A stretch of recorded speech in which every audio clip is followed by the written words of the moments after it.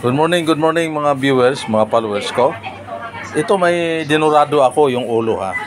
Sasabawan ko to para tinula lang. Gagawin na tinula na isda. Okay, hugasan na yan. Ito may tanlad tayo, may sibuyas, may okra. Ito may gulay ako. Daon sili, alokbati at saka malunggay. Sasabawan ko yan. Yung ano ba, yung normal na pagluluto parang kagaya sa probinsya. Tinula lang, tinula. Okay, good morning. Okay. Ilalagay ko na yung tanlad at saka sibuyas. Lalagyan ko ng sabaw.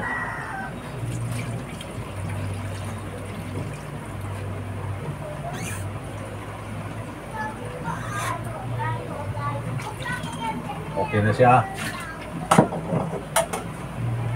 Okay, lalagyan ko ng konting patis.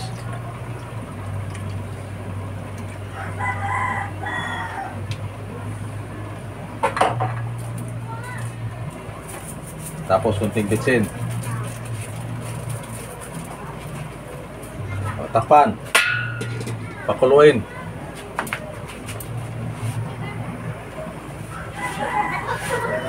Okay, kumukulo na.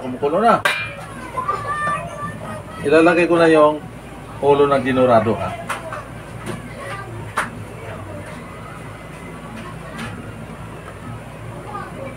Masarap to.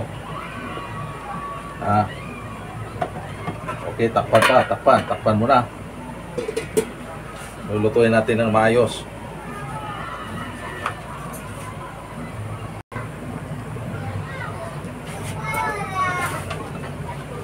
Lagay ko na yung okra para maluto siya.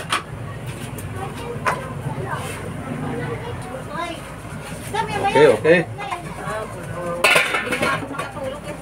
Ilagay ko na yung gulay malunggay, daon ng sili, tapos alokbate. Maraming gulay, mas masarap.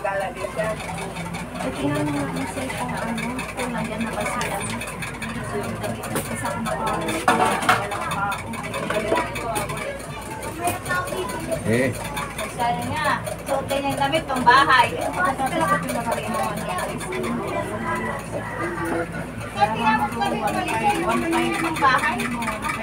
Takpan mo na ha.